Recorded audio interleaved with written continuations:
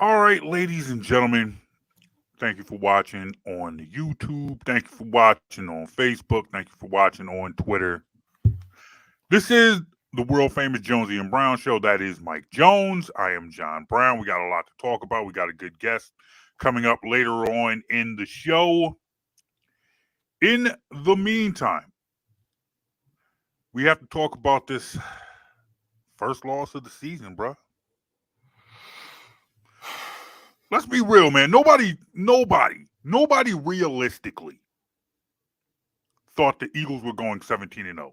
And I got to be honest with you, man. Nobody really cared about going 17-0. You know, maybe you're a casual fan. I don't think you can really, truly, 8-0 is still too early to realistically start having conversations about 17-0. Is it? Yes. And the reason I ask is because you're the last undefeated team. Yeah, true. And when you're the last undefeated team with a schedule like what the Eagles' schedule is this year, thoughts start creeping into people's heads a little earlier than they might in some other seasons. I just think that honestly, 8-0 is still too common. Like, we've seen 8-0. We've seen it a lot. We've seen teams go 8-0 and not finish the season undefeated. I think if you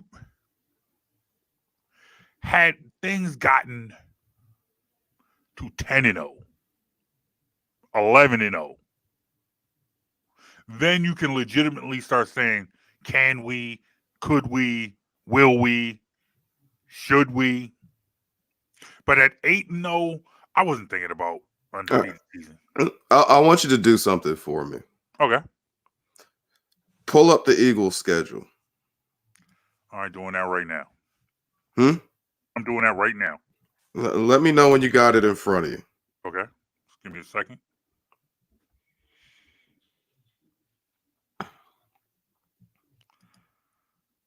So now you just gonna put out to the whole our whole listening audience how slow my connection is. As I'm trying, is that what you were trying to do? Hey, man. All right, here, I got the schedule in front of me. Okay. Now my connection on blast, man. Look, man. But this is what I want you to do. I'm cool with Verizon, man. My Fios is good. All right, I got it in front of me. All right. So while you're looking at that schedule, I want you to go through it and find me games that you don't believe the Eagles can win. No, I don't think that it was okay. Impossible. Not even that. Like, I'm looking. Right. I'm looking. All right. Let me rephrase the question. Okay. Find me games you don't think the Eagles should win. I don't think there were. I think. Well, I'll put it to you like this. I think that Green Bay game was scary, but now seeing the way the Packers have played this season, the Packers look less and less scary as the season has gone on. But that's what I mean. I don't mean like at the start of the year we're talking 8, undefeated. Yeah. But at the point when we were 8-0 just a week ago. No, I mean you're looking. I think. Well, you see what I mean? Well, at 8-0, when you looked at this schedule, it was tough to go down and find games you should not win. I understand that, but I think we also know how the NFL works. Absolutely. So, like, even going into this game, I felt like there was way too much confidence for me to be confident. Way too many people saying there's no way the Eagles can lose this game for me to think there's no way for the Eagles to lose this game. Because even looking at the Eagles and enjoying the season and enjoying the 8 straight wins, we knew they didn't play 8 perfect games. Mm-hmm. There were holes. There were issues. They were able to work their way around them 8 straight times. But you knew it was not out of the realm of possibility that at some point in time, these issues would bite them in the ass. We knew that. That's fair. We knew that. And to me, it's like, I don't think that it necessarily meant that the Eagles were fugazi, like they were frauds. But it's not like it's been 8 straight weeks of completely dominant football. 8 straight weeks of looking like just straight world beaters. It was not, I don't think it makes you less of a fan to say, hey, you know what? I'm happy for the 8 straight wins. I'm happy that this is the first time I felt this way all season. I've had that we just took an L feeling for the first time right before Thanksgiving. Mm-hmm. Not Labor Day weekend. Not, when I still have my summer clothes out. It is what it is. It's like, okay, it's not if they can get beat. It's like when. You know what? This team might get beat. And if you think that this is a Super Bowl team, and that's not necessarily the debate. Stop. No. Let me finish. Time I don't out. want to stop. I don't want to. It's a quick question, y'all. I want you to answer this while you're answering. Do you think this is a Super Bowl team? I need perspective on what you're saying. Okay. So feel free to carry on as you answer. I just need to know. The point that I was making is, if you think that this is a Super Bowl team, I don't necessarily think that Monday night's loss should change that. They lost. That's why I need perspective. That's why what I'm saying is, I understand your question, and I'm getting it. I'm saying, allow me to get there. Allow me to finish my statement and then get to the question that you asked me. Do I think that this is a I don't know if I would say that this is a Super Bowl team. However, I don't think that this team can't win the Super Bowl. In the sense that, hey, you know what? I don't think that it's an indictment of my confidence or my fandom in this team. If I say that, hey, you know what? I don't feel like I need to just deem this a Super Bowl team week 10. So you don't feel like being beyond the midway point in a season that's less than 20 games is far enough in to know. No. So 2017. No. 2017. There is absolutely nothing wrong with taking it week by week, bro. In 2017, and we were working together that season. Yes. By week 10, yes, we knew the Eagles were a Super Bowl team. Did we? We did. We can go pull up the Sports Shop tapes. By week 10, we knew the Eagles were a team that should go to the Super Bowl. Maybe. But I've changed since then, bro. I've matured since then.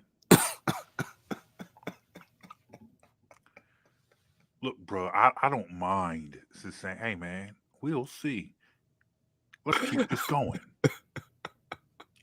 I have now reached the highest of highs. I've been to the mountaintop, brother. I've seen it now. I've been there. And I've been there, and I'm still at a place where I still remember the lowest of lows, bro. So what you're telling me is you don't think this is a Super Bowl team, but you want to enjoy the ride. I'm saying I don't know. I'm saying that, honestly, no matter what happened, barring a complete derailment. Now, You're old enough to remember when you remember that 94 Eagles team that started 7-2. Mm-hmm. 7-2 blew out the defending Super Bowl champion San Francisco 49ers with Steve Young, George Seifert, blew them out 40-8 at Candlestick Park. Mm-hmm. Looked like world beaters. Then proceeded to lose their last 7 games in a row. That happened. That happened. I've seen great. I have seen awful. Mm-hmm. I'll take this week by week. I like what I see. There are things I wish that could be better. Wish they hadn't lost. I was at the game. I had tickets. Mm-hmm. I absolutely. That was your first game at the Link, wasn't it? First ever game. I had never been to the Link, bro. Well, I'll say I'd never been to the Link to see the Eagles. I had been to the Link. That was your first Eagles game at the Link. First Eagles game at the Link. Let me tell you something, man. Took me a minute to get to this point. Now, granted, we have a special guest. Guest is waiting. We're going to bring him on in a second because we got to shift and we got to start talking the next game. But I wanted to share this story with you real quick. All right. Last game that I haven't been to an Eagles game since 1996. All right. 1996. Ty Detmer, not even Coy Detmer. Ty Detmer was the quarterback. It was Eagles Cardinals. 1996. 90. McNabb hasn't been drafted. McNabb is still at Syracuse. At that point, still playing at the vet. Who's the coach in 96? Ray was that Ray Rhodes? Ray Rhodes. That was still Ray Rhodes, bro. Was that Rodney Pete? No, that was Detmer. That was Detmer. Detmer was the starting coach. Pete wasn't on the team. That was Ty Detmer. Ty Detmer, not even Coy Detmer. That was the last Eagles game I went to. Now, here's just a quick story because I do want to get to the guests. I grew up in Bethlehem Baptist Church.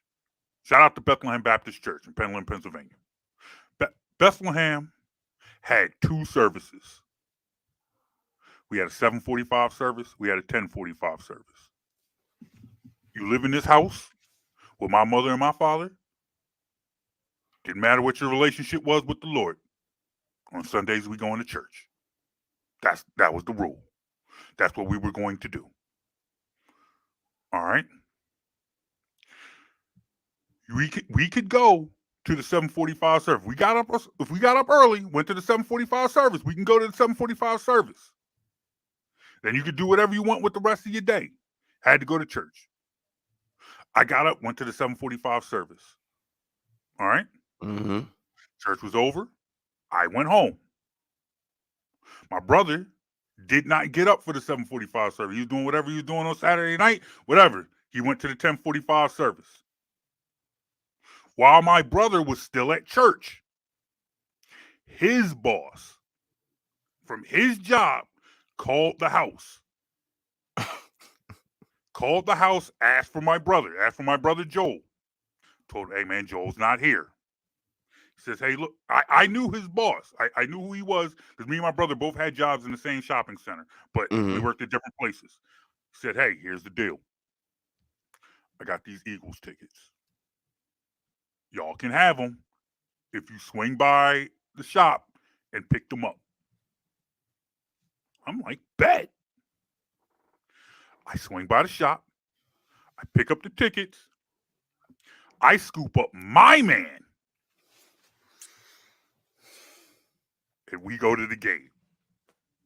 Now, granted, this is a 1:00 game. They're playing the Cardinals. This is a 1:00 game. Mm-hmm. My brother went to the 10:45 service. So he wasn't getting home till close to 1:00. You could have swung by the church, gave him the ticket. No. You could have dropped off a ticket. Mama Brown was absolutely not going to let my brother Joel leave church early to go to a football game. You are staying until the choir leaves the sanctuary. I did not say he was leaving early. I said you could have dropped off a ticket and he could have met you at the stadium. No, no. We had to go down together. If we were going to go, we would have had to go down together. Because let's see, it's 96. I'm 20. My brother was 17. Mm-hmm. And look, man, hey, it is what it is. We were suburban kids. Mom wasn't going to let Joel take public transportation by himself at 17. Okay. That's just, that is what it is. But nonetheless, I scooped up my man. We went to the game. Joel comes back from church, sees the car not there, says, hey, where's Jonathan? Jonathan went to the Eagles game. How did Jonathan get tickets to the Eagles game? Oh, your man Lance called. And his name was Lance. My brother's boss's name Lance. And came with tickets. My brother was pissed. He should have been. Hey, I get it. He deserved to be upset. Absolutely pissed. Because you know what? I want you to bring the guest in. Bring him in now. Okay, all right. I'm getting him. I'm bringing him in now, ladies and gentlemen from Lance J Radio, the mogul, the man himself. Can you guys hear me? Oh yeah, we hear you great. We hear you. Do you hear us? We hear you. Can you guys hear me? Yep. Can you hear us? Yes, we can hear you. You got us? I cannot hear you. Oh. You cannot hear us. Give me a second, having some technical issues. Okay, all right, hold on. All right, I'm going to take him out for a second, and I'm going to bring him back in. All right. All right, well, while we're waiting on him, I'm going to go ahead and say this then. Okay, yes, I understand. You are a terrible brother. I'm a terrible brother. A terrible brother. If your brother's boss calls to give your brother Eagles tickets. Yes. There must be at least, even if it's minimal, there must be some effort made and that's why you're a terrible brother, because there was zero effort made to even include your brother. Oh no, there was no effort. You probably came home from the game and rubbed it in. Oh my God, because the Eagles won and it was awesome. I know this. I came in the house, E-A-G-L-E. Exactly. And that is my point. Why you're a terrible brother. Now, and granted, before Monday, I hadn't been back to a game. Been to Ravens games. I've even been to the Meadowlands. I've been to a Giants game. Scored some tickets to a Giants game. And you are the reason why the Eagles lost. That could be it. And you know what? Your history of bad behavior and misdeeds. I did, man. His boss called. And I was like, man, Joe's not in. And I went up and I scooped my man and we went to the game. You scooped your man. Yes. You didn't even say Dad want to go to the game. Oh no, my dad didn't want to go to the game. It was too cold. This was too cold for him. It was too cold. This was December. It was the end of December. Okay. This was the end of December. It might have been the last game of the season. Either I'll give you a pass. I'll at least give you a pass on not taking your dad. Oh yeah, I would have taken, but let me ask you this: what would have been worse? What would have been worse?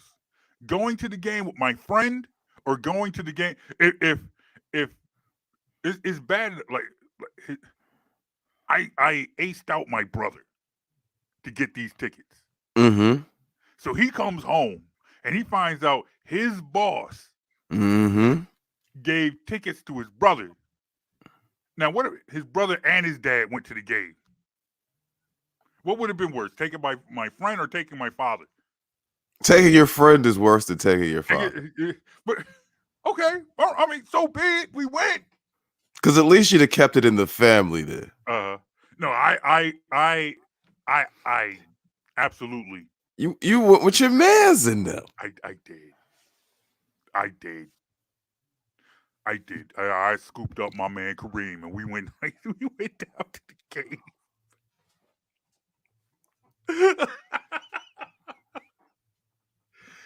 We absolutely did. All right, real quick, all right, your man dropped out. Send him a text. We'll see what's up. We'll get him back in. We'll get him back into the fold. But I've heard from plenty of people, including my brother, who also knows that I have not been to an Eagles game since that Eagles game, who said I jinxed the team on Monday. Absolutely. You did not deserve to get to enjoy an Eagles victory. I'm sorry. And you know what? What's crazy about it is you look at some of the plays that were made in that game. It was a very winnable game for the Eagles. It was a very winnable game, but a lot of those plays, a lot of the more notable plays that people are that stick out from that game, those are like jinx plays. Like somebody with just some bad look. That Quez Watkins fumble. That's a jinx, them completely whiffing on the face mask on Goddard on the fumble. Because it wasn't just a quick grab. He tugged him, pulled him down by the face mask. By his face mask, and they did not see it. That's a jinx play.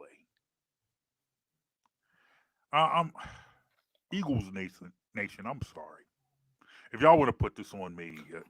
There's one thing I do want to bring up though about the last week's game, and we touched on it a little bit after the Texans game, but this Eagles defense. Yes. All right, pause. Let's back up a little bit. Okay. Let's go back to the 2021 season. 2021. We're back. By this point in the year, there was a name I was already saying I wanted the Eagles to draft. I was on it early.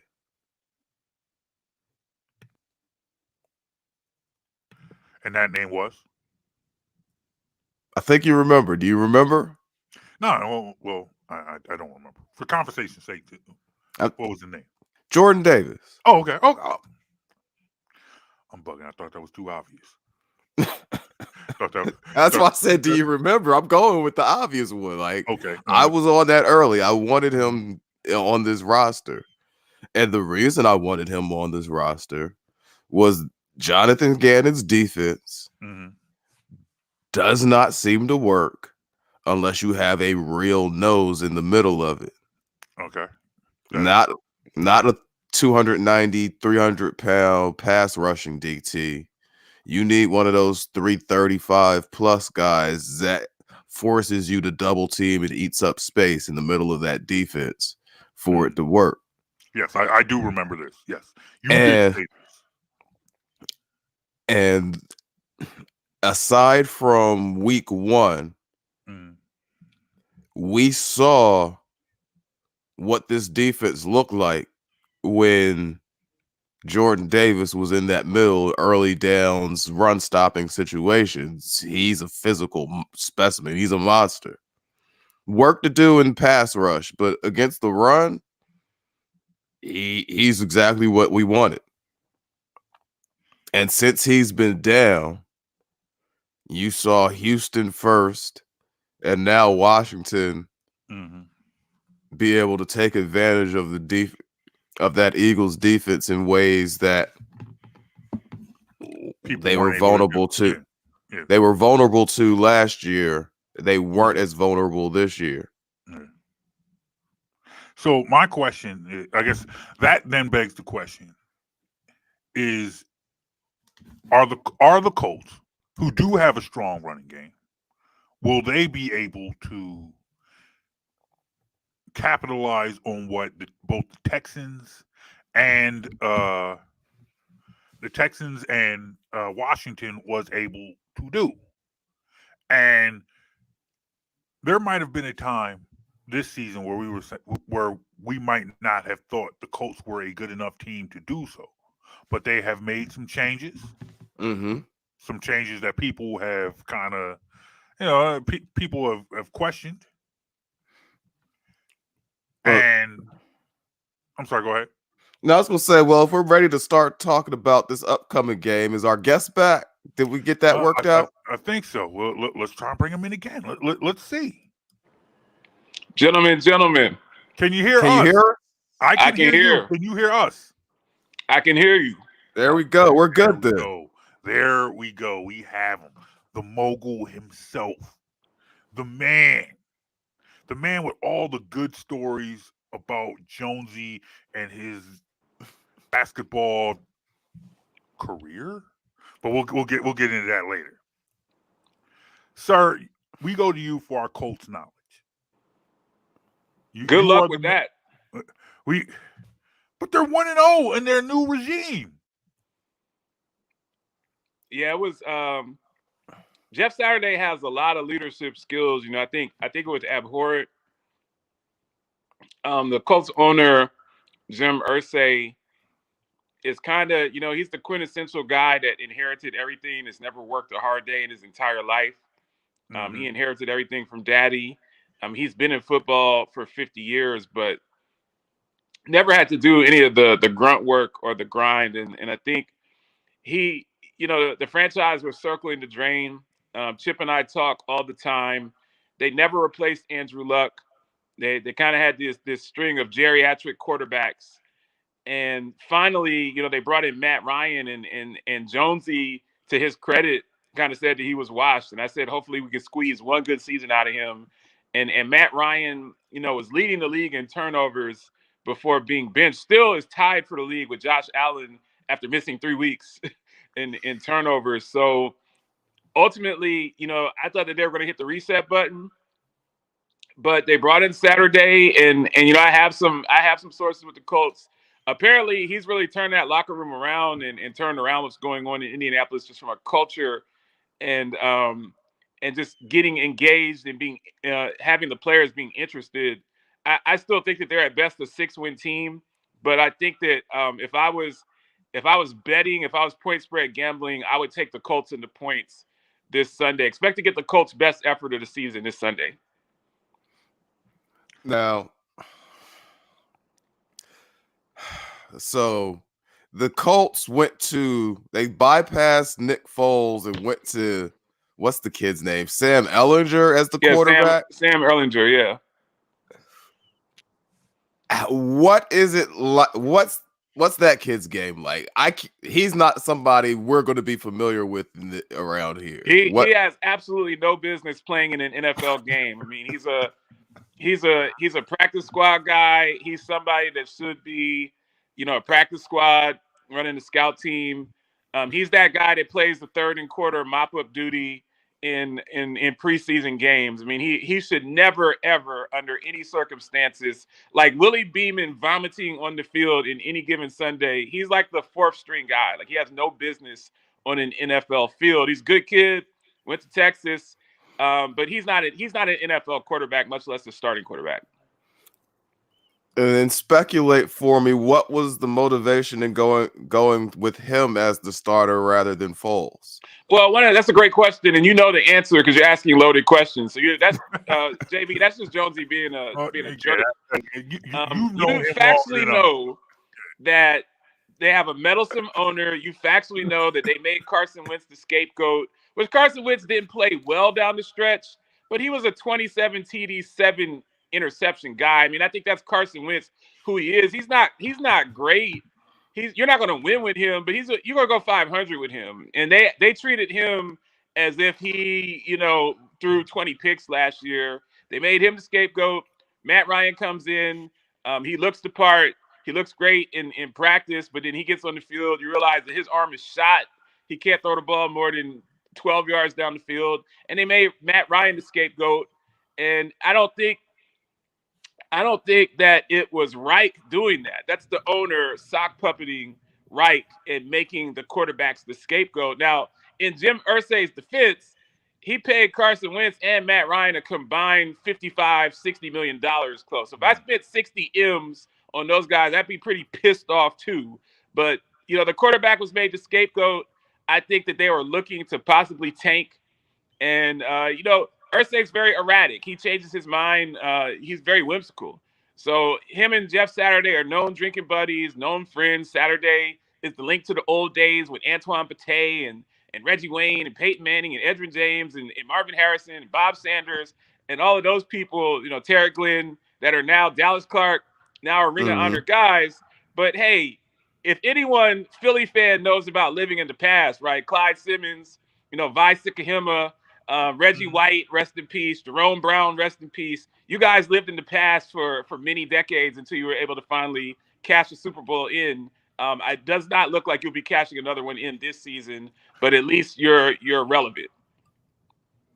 Yeah, but I think the difference is, yes, this city will live in the past. They're story players, legends or whatever, but we never turned to them to coach the team, though. It was, if you're looking for me to support the move, it was a reprehensible move. I think, the word that comes to mind is nadir. It's a low point. I don't care if Jeff Saturday is, Vince Lombardi reincarnated. I don't care if he's Bill Walsh.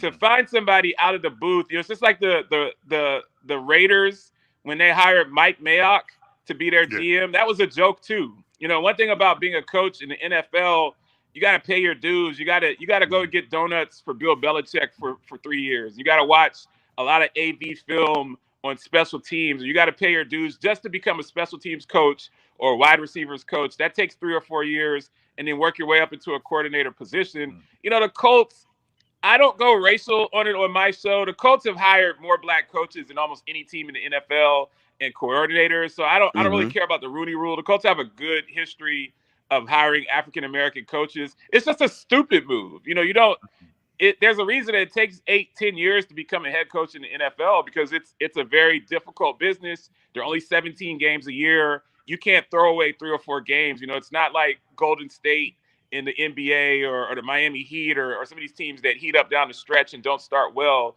You lose 5 of your first 7 games, you're done. So the NFL, like, I get what you're saying. Like in NBA back in the day when Phil Jackson could be like, you know what, I'm just going to let them play through this slump. Right. And if we remember, lose, he didn't call no timeouts. Like, he just let them figure it out for themselves. Exactly. He's like, if we lose this game, oh well. He's like, I got Michael Jordan. He'll figure it out. We'll be all right. But like NFL, you can't take that approach. You gotta value every game, every drive. Just like I was listening to Philly Sports Talk Radio to prepare for this conversation, and the Eagles are 8-1. They're still in great position to get a top seed. Definitely will be the 2nd seed at worst. But I think it's very realistic to look at some of Jalen Hurts' flaws and look at some of the flaws with you guys not having Jordan Davis in there, and saying that how are we going to fix these issues going deeper into the season? You can't waste 3 or 4 games. You can't go on a 3-game losing streak. You're still 8-3, but if you lose in Indy this week, that takes you out of being a top seed. And with the way Minnesota's playing, with that kid Jefferson, that's in playing beast mode, looking like Randy Moss out there, you might not get that opportunity again. Now, you did just mention like Jordan Davis being out. Howie Roseman back at it again this week doing Howie Roseman things. Yesterday, he signs former Pro Bowl tackle Linval Joseph. Yeah, I saw that. And then got sued today. Exactly. Today, he followed it up, bringing in Ndamukong Suh on a 1-year deal. So we clearly aren't the only ones that saw that the defensive line sprung a leak in the middle without Jordan Davis there. So, well, the Commanders were just the more physical team. I mean, the Commanders were very physical the way that they approached that game. I'm not saying that the Eagles are soft, because I don't think the Eagles are soft. I just think in that particular setting, the Commanders were more physical. I kind of think that the Eagles may have looked ahead of them, not really seeing a threat with the Commanders. And, these are grown bleeping men that line it up. These are professional athletes. These are alpha males. Everybody in the NFL, probably has a statue in front of their high school. These were all great athletes, all the way up the chain. So I just think they overlooked an opponent. But they need, the game before that, they didn't do well against the run. You're playing at Indy. Jonathan Taylor's had turf toe all year. He ran for 1,900 yards last year. You're going to have a drop-off in production. We've seen that with backs before. But he's completely healthy now. One thing about Saturday, he's an offensive line guy, so he understands the fundamentals of schematic blocking. Expect the Colts to run the ball 45 times on Sunday. So that being said, because I don't want the last thing I want is Matt Ryan throwing 2 pick sixes to big play Slay.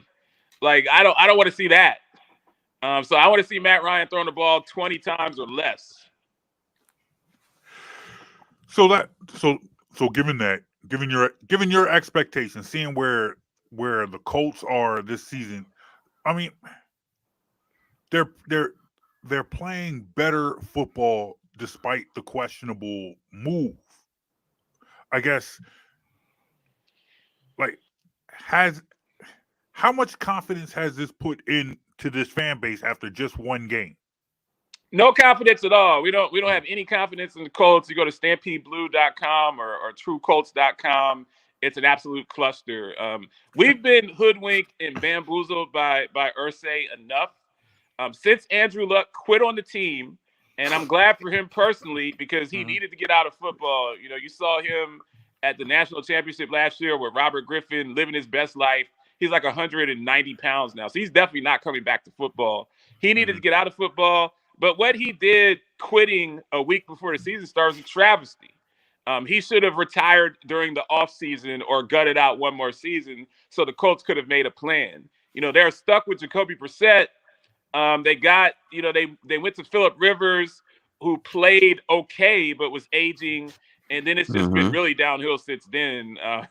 It's been a disaster, what Wentz did to that locker room. And they, at some point, I think all Colts fans realize we've got to reset it. We've got to get a young quarterback. I was hoping that they go 3-14 so they could get Bryce Young or get C.J. Stroud or get some of these kids. Now you're going to win 6 or 7 games. So maybe you're talking about getting Will Levis. I'm not excited about Will Levis. He's terrible. He has a first-round grade, but he got beat 40-0 or 40-3 by Tennessee. He lost to Vanderbilt. You guys aren't in SEC country. Vanderbilt's like the laughing stock. Vanderbilt's like the Northwestern of the SEC. Like, you cannot lose to Vanderbilt at home under any circumstances. So I don't think that he's the answer. You got the kid at USC, but he's a true sophomore. So this isn't a phenomenal year for quarterbacks coming out. But the Colts are going to have to scout and draft a quarterback and develop that person. And it's very obvious that there's no quarterback that the Colts can draft that's going to come in day one as a starter. I mean, even Trevor Lawrence, who we thought was the next big thing, he hasn't really panned out so far. So we're in quarterback purgatory. That's cool. And you talked about some of the bad quarterbacks of the Eagles before I got into the second. Back in those years, before you had McNabb. You guys know what quarterback purgatory is, and JB, I know you're from Baltimore. If the Ravens don't re-sign Lamar Jackson, you're about to find out what quarterback purgatory. Oh no! I understand something, man. I lived in Baltimore for the entire for the first first almost 10 years of Ravens football. Those were some great years, man. There was some bad quarterback play.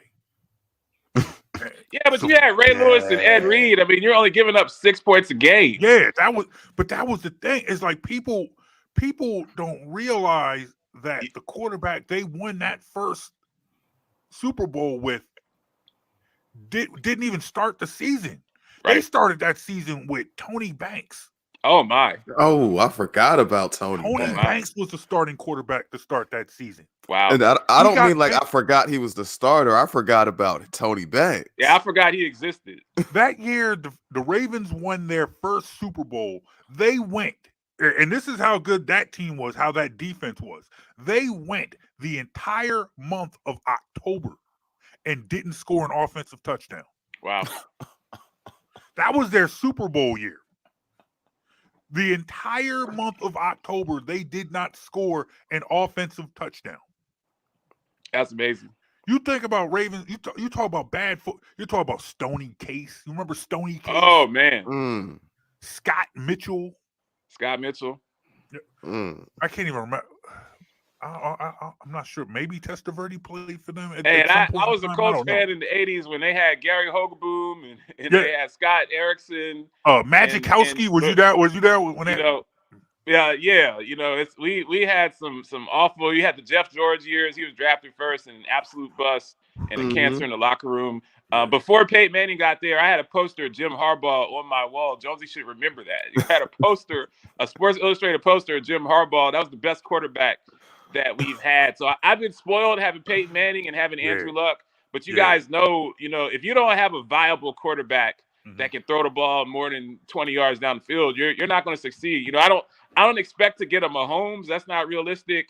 But I need to get someone that's a B plus, that's reasonable. And the Colts, until they solve that, I live in Nashville and listen to Sports Talk Radio in Nashville. The Tennessee Titans have a phenomenal roster, but they have Ryan bleeping Tannehill. Man, you're not going to win a Super Bowl with Ryan Tannehill. He's terrible. No, when Luck retired, did you hold that against Luck? Did you hold that against Luck, or you hold that against the team? I held it against Luck. You should ask Jonesy of the string of profanities that I texted him that night.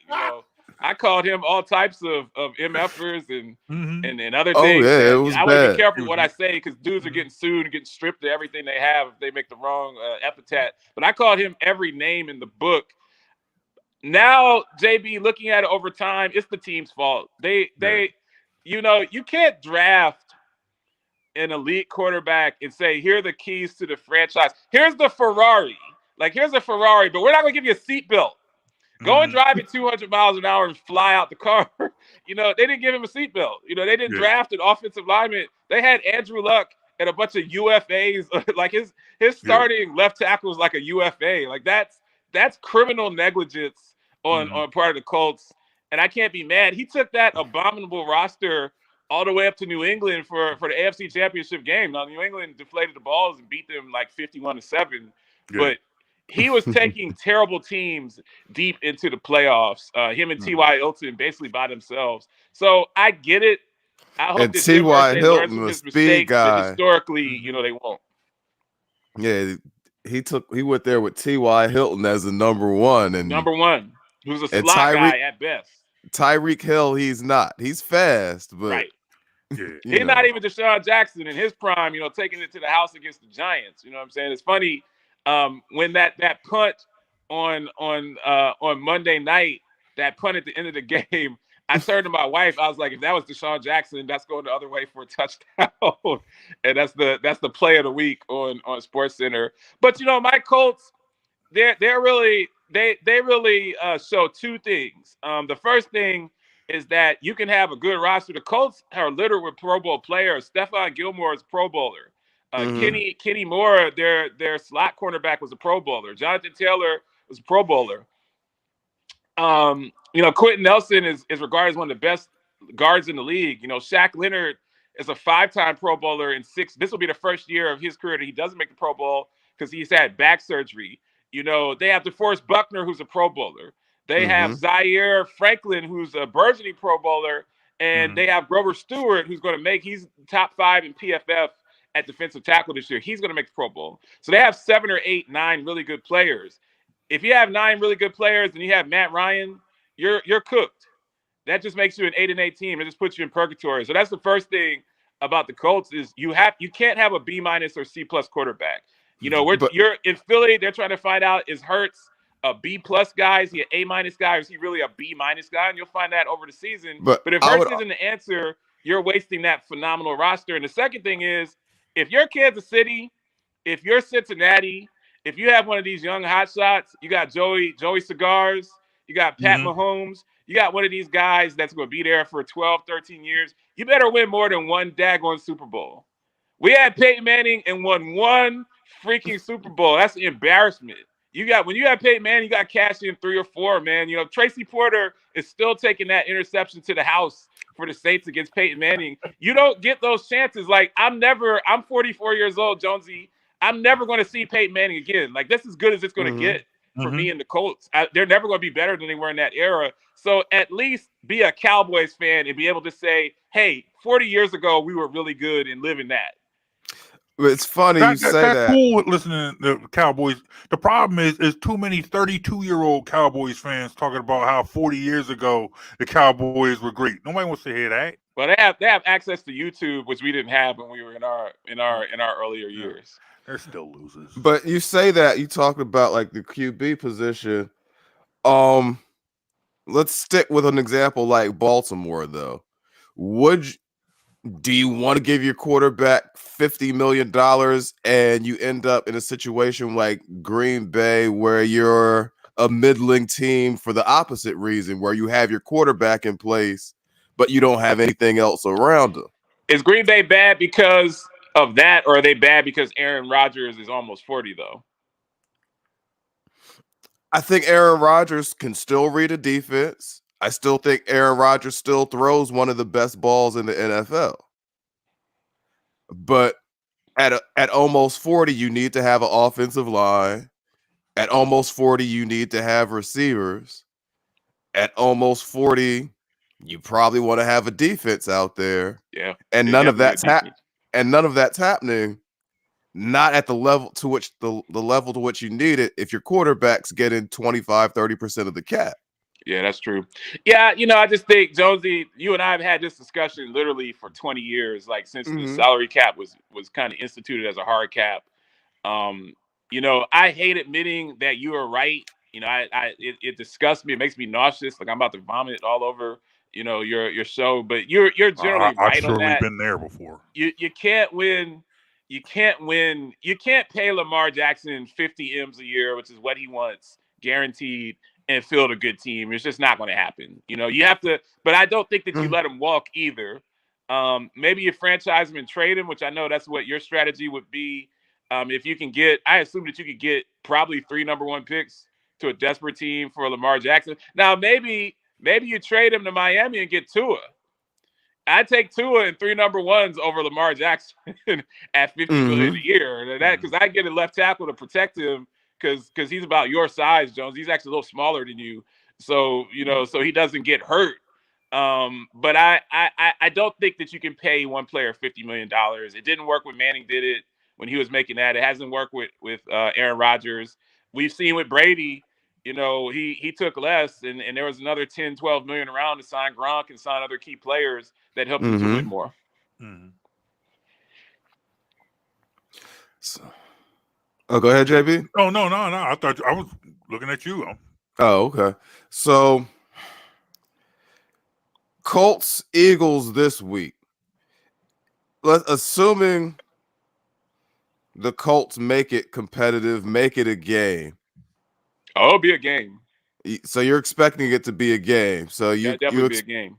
You're expecting Colts to go run heavy, take the ball out the quarterback's hands, and keep it low scoring, I'm assuming? Absolutely. I mean, your secondary is way too good. Matt Ryan I said that he should be endorsing, Little Debbie's for apple and cherry turnovers, like, first name apple, last name turnover. So I don't want the ball in his hands. I'm scared of Brandon Graham coming off the edge, doing bad things and Cox doing bad things to him. So, at the very least, if he's throwing, you want it to be 2-step drops, get it out really quick. But they're going to run the ball. Taylor's healthy. They're going to run him 25, 28 times. They have some solid backups. It broke my heart when they traded Nyheim Hines to Buffalo because that was kind of one of my favorite players, really talented player out of Clemson. But I think that they're, if they have 70 plays, look for 48 of them to be runs. They're not going to throw the ball more than 20, 22 times. So when Matt Ryan was brought in, what was the contract situation? How many years did they give him? He's got a 2-year deal. Part of him being benched was if he didn't play the rest of this year, they could have ejected out of the deal and walked away without the cap penalty.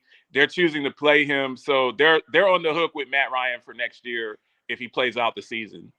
Now, if they go out and draft somebody, that still gives them a chance to sit behind Matt Ryan for maybe half a season. But, I don't think they're going to get C.J. Stroud or or definitely not Bryce Young, you know, you gotta have a top 5 pick to get those guys, and they're probably not going to lose enough games to get that. But they're going to be stuck with Ryan on the roster next year, whether he starts or not. What is the confidence in the Colts front office? You know, you talk about Jeff Saturday as a coach, but is there a confidence that this front office can actually build a winning team? Can they? Are you confident in their draft picks? Are they? You know, like what makes you think outside of just the coach and the players that are currently on the team that this can be built into a team that's any good?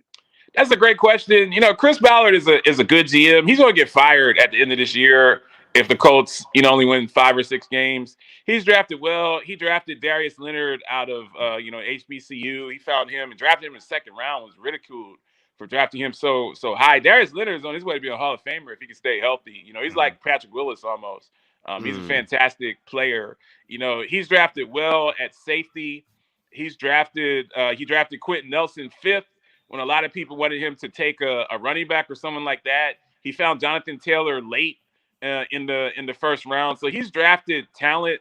It's just he's failed to fix the number 1 position, though. You know, it's if I have a car, you know, if you have a car and the tires are nice and the paint job is good and the radio system's good, but you ain't got no transmission, you know, you're not going nowhere. So he drafted everything but the transmission and the engine, which is actually what the Colts need. I'm not mad at him per se, but he's had 5 years to find a quarterback. I think they paid no attention strategically. At least draft someone that's a project. You know, draft someone that's a fringe player. You know, draft like a guy. I mean, Trey Lance was overdrafted, but somebody like that, you know, Kaepernick, or you're there, round, like you're there in Nashville right now. Somebody like Malik Willis, who went in the third round. Yeah, and let him sit on the bench for a couple of years and draft a project, and at least have someone to pass the baton to. You know, Erlinger was a 6th-round pick, so it's obviously never, you know, it was never expected for him to play. I think Jacoby Brissett was like a 4th or 5th-round pick. It was never expected for him to play. So at least draft a project, and I can't let him off the hook for that. You know, at least if you're drafting a project, you know, Kirk Cousins, someone like that, maybe that project under the right coach will be successful. Why? And real quick, and because we've talked about the quarterback position a little bit, why has there been no real desire to look towards Nick Foles? Is it because they thought that's a Frank Reich guy and Reich's gone? Yeah, I don't think Nick Foles wants to play anymore. Like, I don't think he's in the league if it's not Frank Reich, where, you know, they can talk about winning that Super Bowl together. Like, he was kind of done with football. You know, I just don't think that's where he is in his career anymore. I don't think he wants to start. I don't think he wants to be on the field. You know, I think that he's kind of like a coach. It's almost, he's a coach in uniform at this point in his career. And, you know, I think his job is really to help Erlinger or help Matt Ryan prepare. You know, if it's an emergency Armageddon, you know, if COVID comes back or everybody has stomach flu or something, he can suit up and play a game or two. But I don't think he wants to be on the field. I don't think he's competing to be a starter. Well, as we mentioned, Frank Reich, you know, us being here in Philly, we tend to, you know, remember Frank Reich pretty fondly and hold his ability in high regard. What was it that he did or failed to do that made the Colts think removing him was the best decision? I think that he got very predictable with his play calling, you know.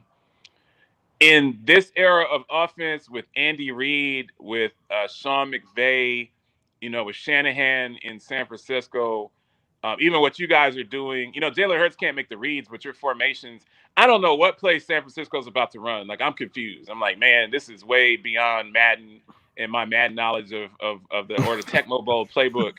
You know, you're looking at with Reich more of a Tecmo Bowl playbook than a Madden playbook. He's running 8 plays. You look at the formation, they're like, okay, they're going to throw this screen to Paris Campbell, or they're going off tackle left to Jonathan Taylor.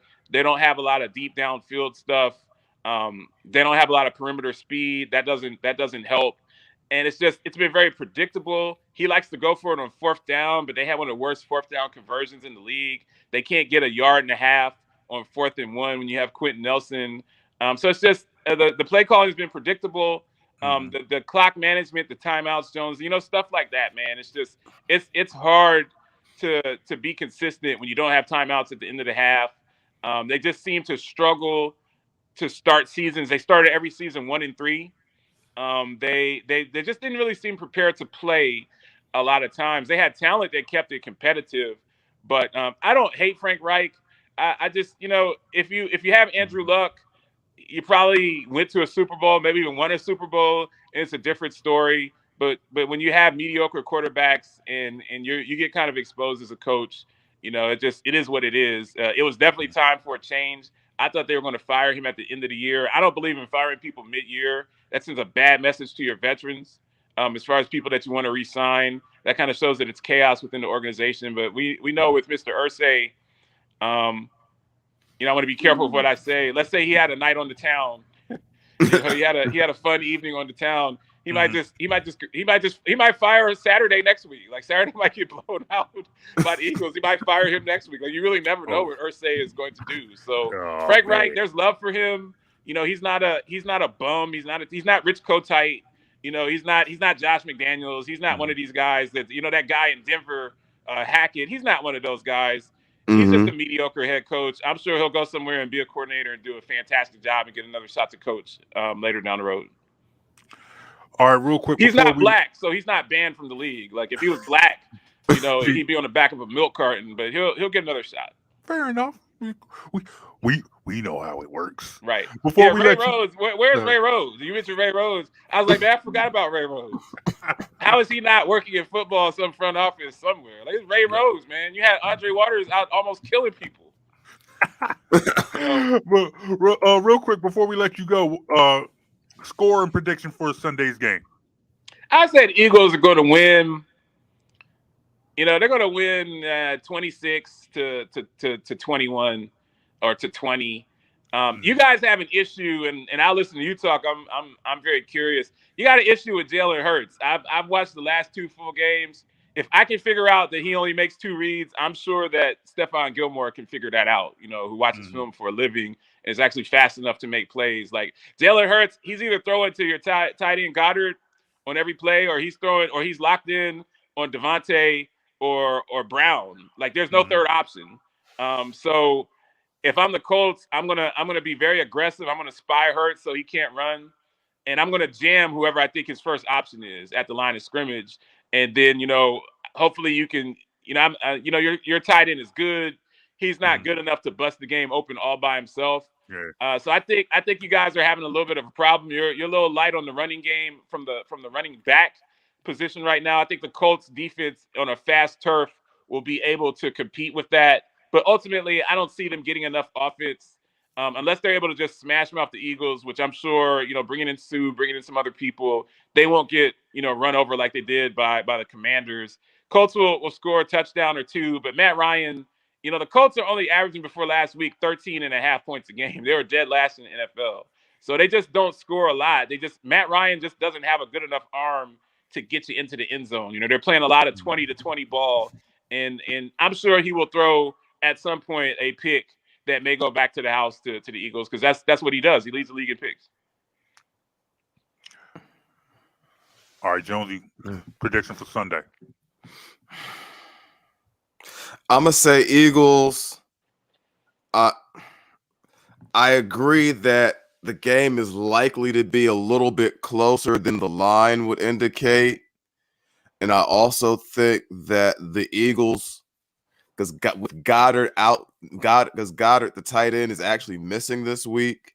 He'll probably miss a few weeks with a shoulder injury. So I think that's going to have an effect on the offense as well.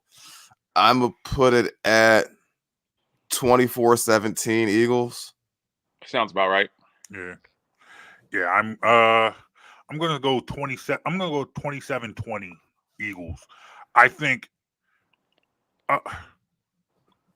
James, you brought up a really good point, and it kind of speaks to something that Jonesy and I talked about earlier this season when there were more obvious question marks about Jalen Hurts and his ability. They came out, they won week 1, and it was Jonesy that kind of pointed out it looked like he was choosing never to go to his left.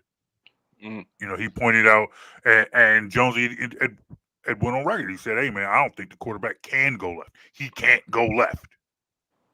And he's been doing that to his credit. He's been doing it. And here. I played varsity basketball with Jonesy. He couldn't go right. No, I understand. He could barely go left, but I couldn't go left or right. I was just happy to get Letterman's jacket. No, I'll skunk you with my right hand right now. I mean, right now, like my knees, I can barely walk. So exactly. That doesn't mean anything at all at this point. I just like to irritate Jonesy. He would absolutely murder me on the ball court. But I'm gonna talk my talk. I'm a world champion talker. That is true. You're one of the best. I appreciate that, good brother. But I guess the point that I'm making is that one thing I will credit Jalen Hurts with is addressing more obvious issues. I think they've taken a weapon has been taken away from him. How will he respond? I'm interested to see how will he respond, because he does target people. As you could, his go-to receiver on Monday was Devontae Smith. He made some plays downfield. There was the pass to Watkins. He made some plays to Brown, but it was obvious he was locked into Devontae Smith on Monday.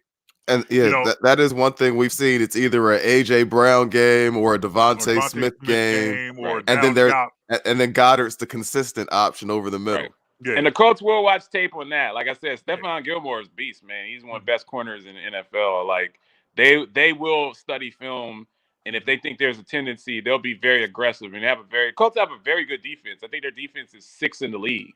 It's just their offense has been so repugnant that they can't score any points. But they're losing a lot. They're not getting blown out. They're losing a lot of games 21-16 and 19-10. They're not getting blown out. So that's why I said the Colts are not a terrible team. They just don't have they're a terrible offense. So, I mean, the Eagles will find a way to get enough points to win.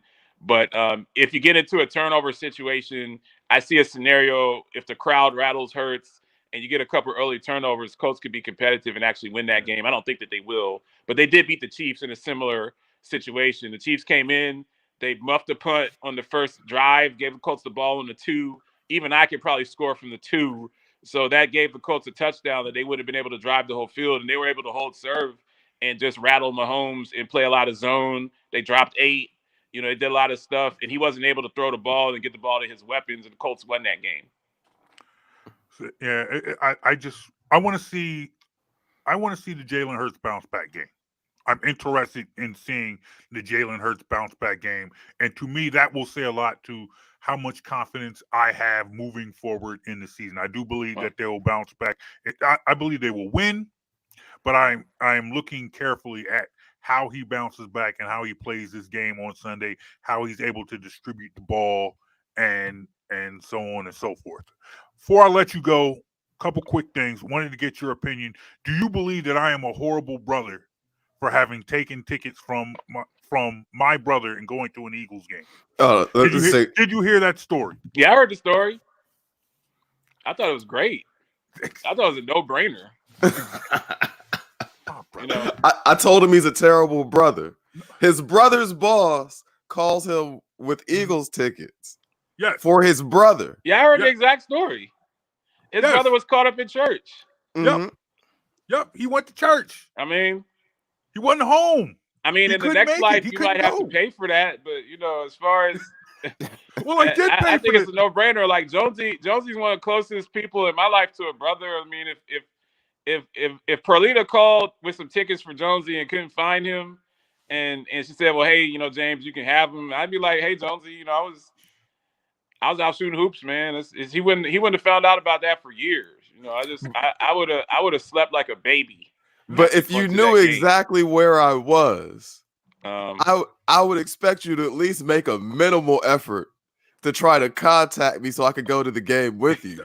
No, there wasn't. That part might have been a little shady. If you I may not have heard that you didn't make any effort at all. I don't think I heard that part. He was no effort church. at all. That part's kind of bad. There was no effort at all. But how long ago was this? Was this before the cell phone era? You said that this was a long time ago. Yeah, this is long. This is like 96. So I mean, yeah, you're what is he supposed to do, Jonesy? Go to an AT&T payphone in the streets and try to call the ball? Like, is this sometimes it's just your turn to lose. It was his brother's turn to lose that day. Yeah, I would have had to walk. I would have had to walk into the sanctuary with my Eagles gear on. Right. You know, and say, "Hey, man." And this is back in the Veterans Stadium days, right? Yes, this is the vet. He couldn't. It was the vet. It was the end of December, so it was cold that day. So he couldn't go to that game in no church clothes. Nah, I think you did the right thing, man. Sometimes someone else's loss is your gain, and that just happened to be that day. Exactly. I got to watch the great Ty Detmer play some football that day. Yeah, that must have been real brutal, but nevertheless, you know, anytime you can get ticks, you were a young man at that point, man. It's not, you know, we're grown now. If we want to go to a game, we just go, you know, we go buy a ticket on, you know, one of these off-brand websites. But, you know, when you're young and don't have the bread to shell out, you know, me and Jonesy were seniors in high school in '96. You know, actually that year we were freshmen in college.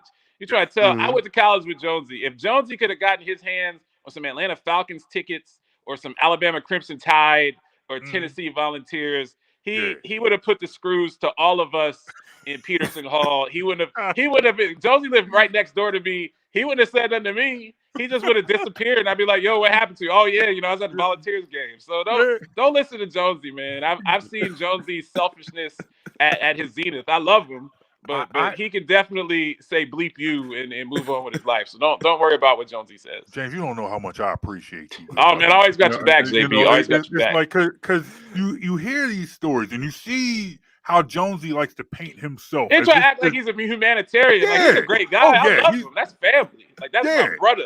That's my brother. But he ain't Mother Teresa. He's not Martin Luther King. He's not X. He's not Jesse Jackson. But he'll try and act like he is. You know, he definitely will try and act like he is. He's not that guy. Yeah, he's not that good of a guy. And I appreciate you coming on this show periodically to point that out with receipts. Don't you guys have like a football game to get ready to watch? It's always one of my favorite opportunities. You know, I usually come in once or twice a year, man. It's always my favorite thing of the year, man. I always love coming on the show. You guys do great work. I love what you do. Proud to be, you know, on the airwaves with you guys.